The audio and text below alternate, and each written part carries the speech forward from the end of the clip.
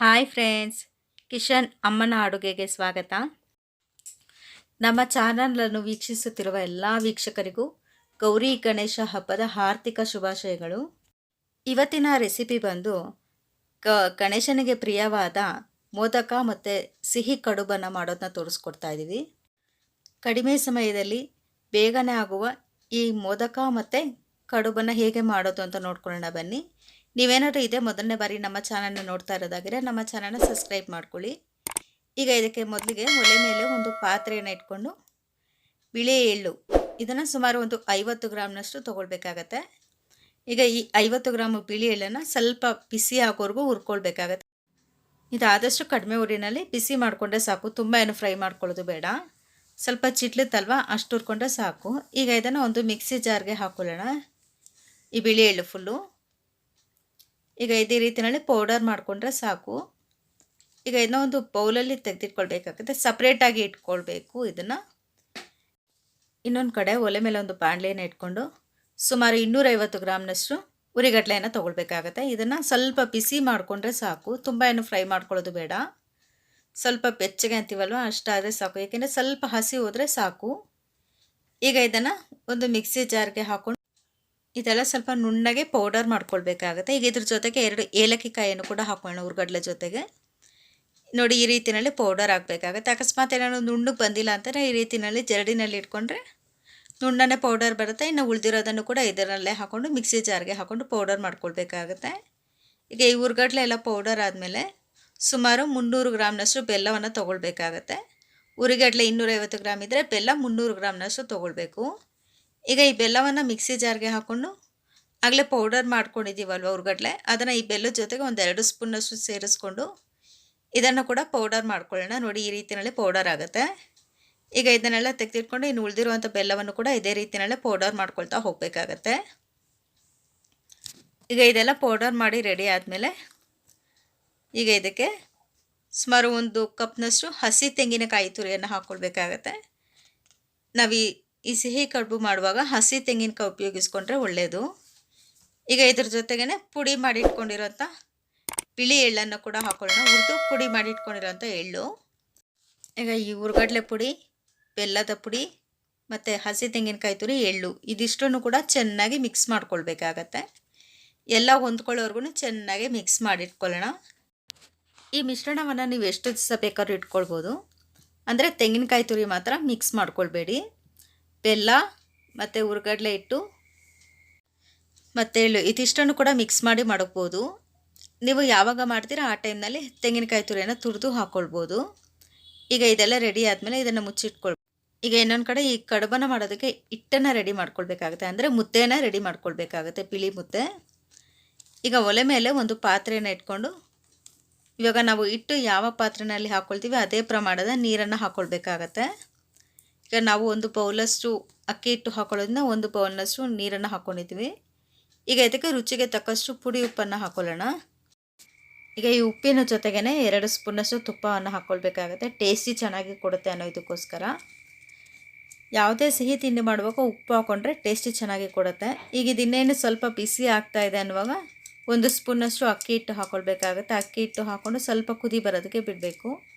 ನೋಡಿ, ಈ ರೀತಿಯಲ್ಲಿ ಚೆನ್ನಾಗಿ ಕುದೀತಾ ಇರುವಾಗ ನಾವು ನೀರನ್ನು ಯಾವ ಪ್ರಮಾಣ ತೊಗೊಂಡಿದ್ದೀವಿ ಅದೇ ಪಾತ್ರೆಯಲ್ಲೇ ಅಕ್ಕಿ ಹಿಟ್ಟನ್ನು ಹಾಕ್ಕೊಳ್ತಾ ಇದ್ದೀವಿ. ಈಗ ಇದು 1 ಬೌಲ್ ನೀರು ಹಾಕ್ಕೊಂಡಿರೋದ್ರಿಂದ 1 ಬೌಲ್ನಷ್ಟು ಅಕ್ಕಿ ಹಿಟ್ಟನ್ನು ಕೂಡ ಹಾಕ್ಕೊಳ್ತಾ ಇದ್ದೀವಿ. ನೀವು ಯಾವ ಪ್ರಮಾಣ ಹಿಟ್ಟು ಮಾಡ್ತೀರಾ ಅದೇ ಪ್ರಮಾಣದ ನೀರನ್ನು ಇಟ್ಕೊಳ್ಬೇಕಾಗತ್ತೆ. ಈಗ ಇದನ್ನು ಈ ರೀತಿ ಒಂದು ಕೋಲಿನ ಸಹಾಯದಿಂದ ಈ ರೀತಿಯಲ್ಲಿ ಲೈಟಾಗಿ ತೂತಿಟ್ಬಿಟ್ಟು ಬಿಡಬೇಕಾಗುತ್ತೆ, ಏಕೆಂದರೆ ಒಳಗಡೆ ಕೂಡ ಹಿಟ್ಟು ಬೇಯಬೇಕಲ್ವ ಅದಕ್ಕೆ. ಈಗ ಇದ್ರ ಜೊತೆಗೆ ಒಂದು 2 ಸ್ಪೂನಷ್ಟು ಮೈದಾ ಹಿಟ್ಟನ್ನು ಹಾಕ್ಕೊಳ್ಳೋಣ. ಈ ರೀತಿಯಲ್ಲಿ ಮೈದಾ ಹಿಟ್ಟು ಹಾಕೊಳ್ಳೋದ್ರಿಂದ ಹಿಟ್ಟು ಸಾಫ್ಟಾಗಿ ಬರುತ್ತೆ ಅನ್ನೋ ಇದಕ್ಕೋಸ್ಕರ.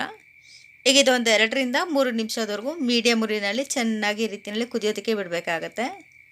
ಆದಷ್ಟು ಮೀಡಿಯಮ್ ಉರಿ ಇರಲಿ, ತುಂಬ ಉರಿ ಕೊಟ್ಟರೆ ಸೀದೋಗ್ಬಿಡುತ್ತೆ ಹಿಟ್ಟು, ಅದಕ್ಕೋಸ್ಕರ. ಈಗ ಇದನ್ನು ಒಂದು 2ರಿಂದ 3 ನಿಮಿಷ ಆದಮೇಲೆ ಈ ರೀತಿಯಲ್ಲಿ ಕೋನಲ್ಲಿ ಚೆನ್ನಾಗಿ ಮಿಕ್ಸ್ ಮಾಡ್ಕೊಳ್ಬೇಕಾಗತ್ತೆ. ಈಗ ಇದು ಹಿಟ್ಟೆಲ್ಲ ಚೆನ್ನಾಗಿ ಬೆಂದಿದೆ. ಒಲೆನ ಆಫ್ ಮಾಡಿ ಕೆಳಗಡೆ ಇಳಿಸ್ಕೊಂಡು ಈ ರೀತಿಯಲ್ಲಿ ಹಿಟ್ಟನ್ನು ಚೆನ್ನಾಗಿ ಮಿಕ್ಸ್ ಮಾಡ್ಕೊಳ್ತಾ ಹೋಗಬೇಕಾಗತ್ತೆ. ಗಟ್ಟಿ ಇರಬೇಕು. ಕಡುಬು ಚೆನ್ನಾಗಿ ಬರಬೇಕು ಅಂದರೆ ಮುದ್ದೆ ಚೆನ್ನಾಗಿ ಗಟ್ಟಿಯಾಗಿದ್ದರೆ ಈ ರೀತಿಯಲ್ಲಿ ಮಾಡ್ಕೊಳ್ಬೇಕಾಗತ್ತೆ. ನೋಡಿ, ಈ ರೀತಿಯಲ್ಲಿ ಎಷ್ಟು ಚೆನ್ನಾಗಿ ಗಟ್ಟಿ ಆಗುತ್ತೆ ಅಷ್ಟು ಗಟ್ಟಿಯಾಗಿ ನಾದ್ಕೊಳ್ಬೇಕಾಗತ್ತೆ. ಈಗ ಇದು ಹಿಟ್ಟೆಲ್ಲ ರೆಡಿಯಾಗಿದೆ. ಈಗ ಇದನ್ನು ಒಂದು ಮಣೆ ಮೇಲೆ ನೀರನ್ನು ಹಚ್ಬಿಟ್ಟು ಈ ಹಿಟ್ಟನ್ನು ಇಟ್ಕೊಳ್ಳೋಣ. ಈಗ ಇದನ್ನು ಪ್ರೆಸ್ ಮಾಡಿ ಈ ರೀತಿಯಲ್ಲಿ ಚೆನ್ನಾಗಿ ಮತ್ತೆ ನಾದ್ಕೊಳ್ಬೇಕಾಗತ್ತೆ. ಈ ಕಡುಬಿನ ಹಿಟ್ಟಾಗಿರೋದ್ರಿಂದ ಎಷ್ಟು ಚೆನ್ನಾಗಿ ನಾದ್ಕೊಳ್ತೀವಿ ಕಡುಬು ಅಷ್ಟೇ ಚೆನ್ನಾಗಿ ಸಾಫ್ಟಾಗಿನೂ ಕೂಡ ಬರುತ್ತೆ. ಇದು ಬಿಸಿ ಬಿಸಿ ಇರುವಾಗಲೇ ಈ ರೀತಿಯಲ್ಲಿ ಮಾಡ್ಕೊಳ್ಬೇಕಾಗತ್ತೆ. ಈಗ ಇದನ್ನು ಉಂಡೆ ಮಾಡ್ಕೊಳ್ಳೋಣ. ಈಗ ನಾವು ಮಾಡಿರುವಂಥ ಹಿಟ್ಟು ಈ ಸೈಜ್ನಲ್ಲಿ 2 ಮುದ್ದೆ ಬಂದಿದೆ ನೋಡಿ ಫ್ರೆಂಡ್ಸ್. ಈಗ ಇದು ಬಿಸಿ ಬಿಸಿಯಾದ ಅಕ್ಕಿ ಹಿಟ್ಟಿನ ಮುದ್ದೆ ಕೂಡ ರೆಡಿಯಾಗಿದೆ. ಈ ರೀತಿಯಲ್ಲಿ ತೇವದ ಕೈ ಮಾಡಿಕೊಂಡು ತೆಗೆದಿಟ್ಕೊಳ್ಬೇಕಾಗತ್ತೆ ನೋಡಿ ಫ್ರೆಂಡ್ಸ್. ಈಗ ಇದು 2 ಹಿಟ್ಟು ಮುದ್ದೆ ರೆಡಿಯಾಗಿದೆ, ಬಿಳಿ ಮುದ್ದೆ. ಈಗ ಇನ್ನೊಂದು ಕಡೆ ಒಂದು ಮೋದಕದ ಅಚ್ಚಿಗೆ ಈ ರೀತಿಯಲ್ಲಿ ತುಪ್ಪ ಹಚ್ಚಿಟ್ಕೊಳ್ಳೋಣ. ತುಪ್ಪ ಹಚ್ಚೋದ್ರಿಂದ ಕ್ಲೀನಾಗಿ ಬಿಟ್ಕೊಳ್ಳುತ್ತೆ ಅನ್ನೋ ಇದಕ್ಕೋಸ್ಕರ, ಅಥವಾ ಮೋದಕದ ಮೋಲ್ಡ್ ಅಂತೀವಲ್ಲ ಆ ಥರ ಯೂಸ್ ಮಾಡ್ಕೊಳ್ಬೇಕಾಗತ್ತೆ. ಈಗ ಹಿಟ್ಟನ್ನು ಒಂದು ನಿಂಬೆ ಗಾತ್ರಕ್ಕಿಂತ ಸ್ವಲ್ಪ ಸಣ್ಣದಾಗಿ ಈ ರೀತಿಯಲ್ಲಿ ಪ್ರೆಸ್ ಮಾಡಿಕೊಂಡು ಉಂಡೆ ಮಾಡ್ಕೊಳ್ಬೇಕಾಗತ್ತೆ. ಈಗ ಈ ಮೋದಕ ಏನಿದೆ ತುಪ್ಪ ಹಚ್ಚಿ ರೆಡಿ ಮಾಡಿ ಇಟ್ಕೊಂಡಿರೋಂಥ ಮೋದಕ, ಅದಕ್ಕೆ ಈ ರೀತಿಯಲ್ಲಿ ಹಿಟ್ಟನ್ನು ಒಳಗಡೆ ಹಾಕಿಬಿಟ್ಟು ಪ್ರೆಸ್ ಮಾಡ್ಕೊಳ್ಬೇಕಾಗತ್ತೆ ನೋಡಿ ಫ್ರೆಂಡ್ಸ್. ಈ ರೀತಿಯಲ್ಲಿ ಪ್ರೆಸ್ ಮಾಡಿಕೊಂಡು ಒಳಗಡೆ ಎಲ್ಲ ಹೋಲ್ ಮಾಡ್ಕೊಳ್ಳೋಣ. ಈ ರೀತಿಯಲ್ಲಿ ಅಂದರೆ ಫುಲ್ಲು ಕವರ್ ಆಗಬೇಕು ಮೋದಕ, ಅದಕ್ಕೆ ಆ ರೀತಿಯಲ್ಲಿ ಮಾಡ್ಕೊಳ್ತಾ ಹೋಗೋಣ. ಮಧ್ಯದಲ್ಲಿ ಹೋಲ್ ಇರಬೇಕು. ಈಗ ಇದಕ್ಕೆ ರೆಡಿ ಮಾಡಿ ಇಟ್ಕೊಂಡಿರೋಂಥ ಹೂರ್ಣ ಅಂತೀವಲ್ವ ಅದನ್ನು ಹಾಕ್ಕೊಳ್ಳೋಣ. ಈಗ ಒಳಗಡೆ ಈ ರೀತಿಯಲ್ಲಿ ಹಾಕ್ಕೊಂಡು ಒಳಗಡೆ ತಳ್ಕೊಡ್ಬೇಕಾಗುತ್ತೆ. ಸಾಫ್ಟಾಗಿ ಸ್ಮೂತಾಗಿ ಈ ರೀತಿಯಲ್ಲಿ ತಳ್ಳೋಣ. ಮತ್ತು ಇಲ್ಲಿ ಮೇಲುಗಡೆ ಕವರ್ಗೋಸ್ಕರ ಸ್ವಲ್ಪ ಚಿಕ್ಕದಾಗಿ ಈ ರೀತಿಯಲ್ಲಿ ಉಂಡೆ ಮಾಡಿಕೊಂಡು ಅದನ್ನು ಮೇಲುಗಡೆ ಕವರ್ ಮಾಡ್ಕೊಳ್ಳೋಣ. ಈ ರೀತಿಯಲ್ಲಿ ನೋಡಿದಲ್ಲ ಫ್ರೆಂಡ್ಸ್ ಎಷ್ಟು ಚೆನ್ನಾಗಿ ಬರ್ತಾಯಿದೆ ಮೋದಕ. ಈಗ ಇದನ್ನು ಪ್ರೆಸ್ ಮಾಡಿ ಈಗ ಓಪನ್ ಮಾಡ್ಕೊಳ್ಳೋಣ. ಇನ್ನೊಂದು ಕಡೆ ಸೈಡಲ್ಲಿರೋದನ್ನು ಓಪನ್ ಮಾಡ್ಕೊಳ್ಬೇಕಾಗತ್ತೆ ಈ ರೀತಿಯಲ್ಲಿ ನೋಡಿ ಫ್ರೆಂಡ್ಸ್. ಈಗ ಇದು ಮೋದಕ ರೆಡಿ ಆಯಿತು. ಈಗ ಇನ್ನೊಂದು ಕಡೆ ಕಡುಬುಗೆ ರೆಡಿ ಮಾಡ್ಕೊಳ್ಳೋಣ. ಕಡುಬಿಗೆ ಮೋದಕ್ಕಾಗಿಂತ ಸ್ವಲ್ಪ ದಪ್ಪ ಹಿಟ್ಟನ್ನು ತೊಗೊಳ್ಬೇಕಾಗುತ್ತೆ. ಅಂದರೆ ಒಂದು ನಿಂಬೆ ಗಾತ್ರಕ್ಕಿಂತ ಸ್ವಲ್ಪ ದಪ್ಪ ಹಿಟ್ಟನ್ನು ತೊಗೊಂಡು ಈ ರೀತಿಯಲ್ಲಿ ನಾದ್ಕೊಳ್ಬೇಕಾಗತ್ತೆ. ಏಕೆಂದರೆ ಮೇಲುಗಡೆ ಎಲ್ಲ ಇಟ್ಟು ಒಣಗ್ದಂಗೆ ಇರುತ್ತೆ ಅನ್ನೋ ಇದಕ್ಕೋಸ್ಕರ ಈ ರೀತಿಯಲ್ಲಿ ಪ್ರೆಸ್ ಮಾಡ್ಕೊಳ್ಬೇಕಾಗತ್ತೆ. ಈಗ ವಡೆ ಯಾವ ರೀತಿಯಲ್ಲಿ ಪ್ರೆಸ್ ಮಾಡ್ಕೊಳ್ತೀವಿ ಆ ರೀತಿ ಪ್ರೆಸ್ ಮಾಡಿಕೊಂಡು ಈಗ ಸೈಡಲ್ಲೆಲ್ಲ ಈ ರೀತಿಯಲ್ಲಿ ಮಾಡ್ಕೊಳ್ತಾ ಹೋಗಬೇಕಾಗತ್ತೆ. ಇದು ನಾವು ಕೈಯಲ್ಲಿ ಮಡ್ಚೋದು ಅಂತೀವಲ್ವ ಆ ರೀತಿಯಲ್ಲಿ ಮಾಡೋದನ್ನು ತೋರಿಸ್ಕೊಡ್ತಾ ಇದ್ದೀವಿ. ಸಿಹಿ ಕಡುಬು ನೋಡಿ ಫ್ರೆಂಡ್ಸ್, ಈ ರೀತಿಯಲ್ಲಿ ಮಾಡ್ಕೊಳ್ತಾ ಹೋಗಬೇಕಾಗತ್ತೆ. ಒಂದು ಬಟ್ಲು ಆಕಾರದಲ್ಲಿ ಅಂತೀವಲ್ವ ಆ ಥರ ಬರಬೇಕಿದು. ಒಂದು ಬೌಲು ಅಂತ, ಅಥವಾ ಕೆಲವರು ಮಡ್ಚೋದು ಫೋಲ್ಡರ್ ಇದ್ದರೆ ಅದರಲ್ಲೂ ಕೂಡ ಮಾಡ್ಕೊಳ್ಬೋದು. ಈಗ ಈ ರೀತಿಯಲ್ಲೆಲ್ಲ ಒಂದು ಬಟ್ಲ ಆಕಾರದಲ್ಲಿ ಬಂದಮೇಲೆ ಈಗ ಇದು ಈ ರೀತಿಯಲ್ಲಿ ಪ್ರೆಸ್ ಮಾಡ್ಕೊಳ್ತಾ ಹೋಗಬೇಕಾಗತ್ತೆ ಸೈಡಲ್ಲೆಲ್ಲ. ಈಗ ಇನ್ನೊಂದು ಕಡೆ ಇದು ರೆಡಿ ಮಾಡಿ ಇಟ್ಕೊಂಡಿದ್ದೀವಲ್ವ ಹೂರ್ಣ, ಅದನ್ನು ಈ ಒಳಗಡೆ ಹಾಕ್ಕೊಳ್ತಾ ಹೋಗೋಣ. ಅದು ನೀವು ಯಾವ ಸೈಜಲ್ಲಿ ಮಾಡಿದರೆ ಅದಕ್ಕೆ ತಕ್ಕನಾಗೆ ನೋಡ್ಕೊಂಡು ಹಾಕ್ಕೊಳ್ಬೇಕಾಗತ್ತೆ. ಅಂದರೆ ಮುಕ್ಕಾಲು ಭಾಗಕ್ಕೆ ಬರಬೇಕು ಆ ರೀತಿಯಲ್ಲಿ ಹಾಕ್ಕೊಳ್ಳೋಣ. ಈಗ ಮೇಲ್ಗಡೆ ಎಲ್ಲ ಕ್ಲೋಸ್ ಮಾಡ್ಕೊಳ್ತಾ ಹೋಗೋಣ ನೋಡಿ ಫ್ರೆಂಡ್ಸ್. ಈ ರೀತಿಯಲ್ಲಿ ಈಗ ಇದನ್ನೆಲ್ಲ ಕ್ಲೋಸ್ ಮಾಡಿ ಇದಕ್ಕೆ ಡಿಸೈನ್ಗೋಸ್ಕರ ಗೆಜ್ಜೆ ಹಾಕ್ಕೊಳ್ಳೋಣ. ಗೆಜ್ಜೆ ಅಥವಾ ನೀವು ಇದೇ ರೀತಿಯಲ್ಲಿ ಪ್ಲೈನ್ ಬೇಕು ಅಂದರೆ ಇದೇ ರೀತಿಯಲ್ಲೂ ಕೂಡ ಮಾಡ್ಕೊಳ್ಬೋದು. ನೋಡಿ ಫ್ರೆಂಡ್ಸ್ ಎಷ್ಟು ಸಿಂಪಲ್ಲಾಗಿ ಚೆನ್ನಾಗಿ ಬರ್ತಾಯಿದೆ ಈಗ ಮೋದಕ. ಮತ್ತು ಇನ್ನೊಂದು ಕಡೆ ಕಡುಬು ಕೂಡ ರೆಡಿಯಾಗಿದೆ.